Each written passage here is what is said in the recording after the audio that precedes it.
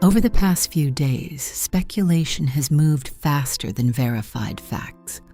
Online threads, dramatic voiceovers, and anonymous sources have painted an almost cinematic portrait of Nancy Guthrie's life, suggesting hidden identities and decades-long deception.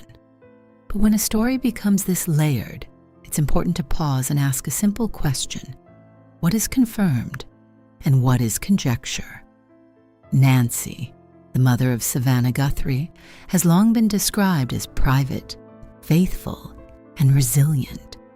That foundation should not be casually replaced with an unverified narrative of secret aliases and elaborate double lives. Human beings are complex, yes, but complexity does not automatically equal scandal.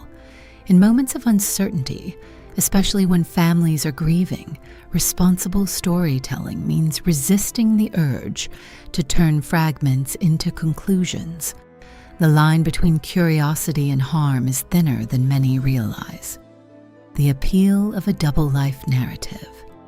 There's something undeniably gripping about the idea of a hidden identity, an ordinary life by day, a secret world by night.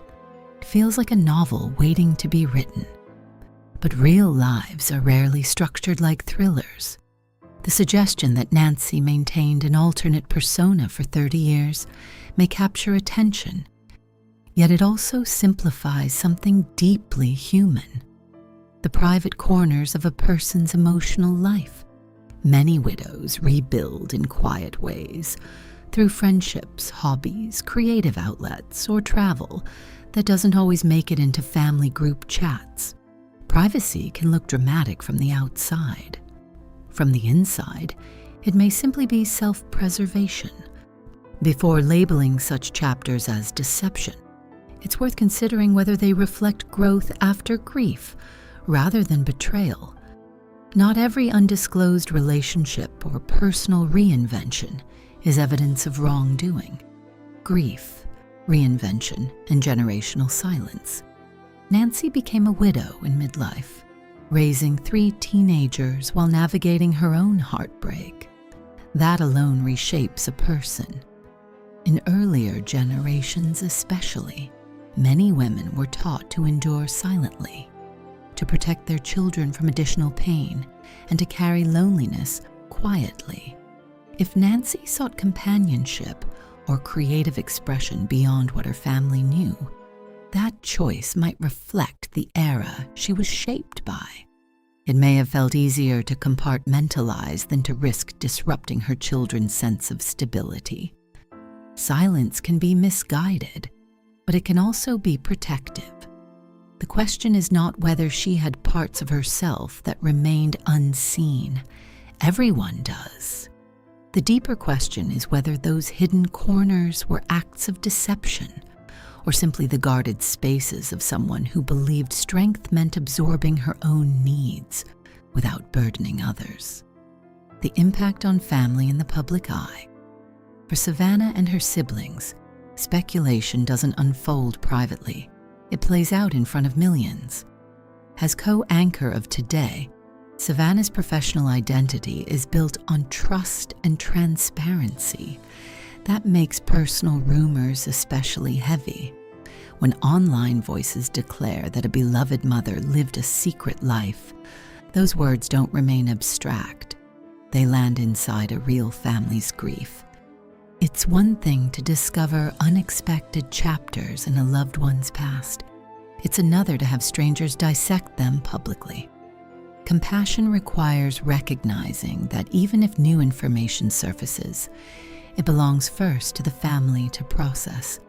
Public curiosity should never outrun private healing. The emotional toll of speculation is rarely visible, but it is very real. Separating evidence from emotion investigations rely on facts, timelines, and verified records.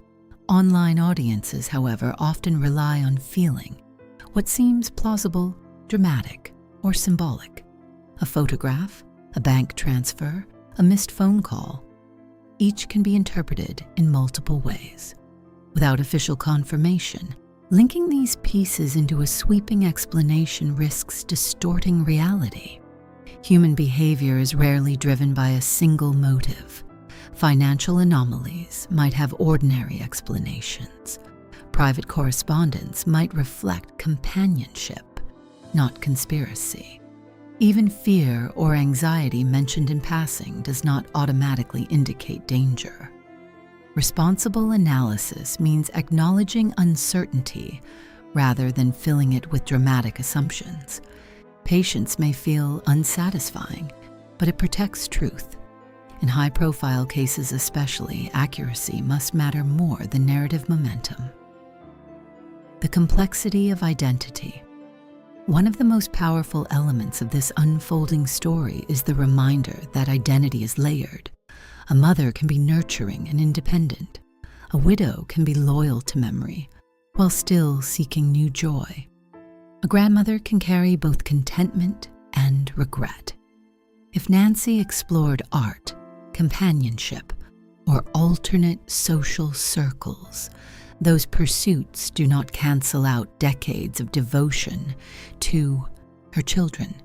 They simply suggest she was more than one dimension wide. Many families eventually learn that their parents held dreams, doubts, and private friendships never fully shared. That realization can be disorienting, but it is also profoundly humanizing.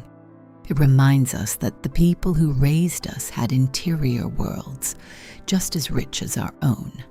Social media's amplifying effect. In today's digital landscape, a single theory can spread globally within hours. What might once have remained neighborhood gossip now becomes trending content. Comments escalate quickly, from curiosity to accusation, from speculation to certainty. This acceleration leaves little room for nuance. It also increases pressure on families to respond before they are ready. When viewers debate motives or craft dramatic explanations, they may forget that real people are absorbing those words. Ethical engagement online means asking whether a comment contributes clarity or simply fuels intrigue. Silence, restraint, and empathy are often stronger responses than immediate opinion.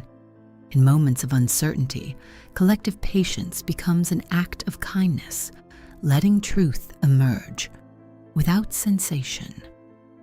Ultimately, whatever the full story may be, it deserves to unfold through verified channels rather than dramatic reconstruction. If Nancy had private chapters, they should be understood within the context of her whole life, decades of motherhood, resilience, and faith. If misunderstandings exist, they will surface in time.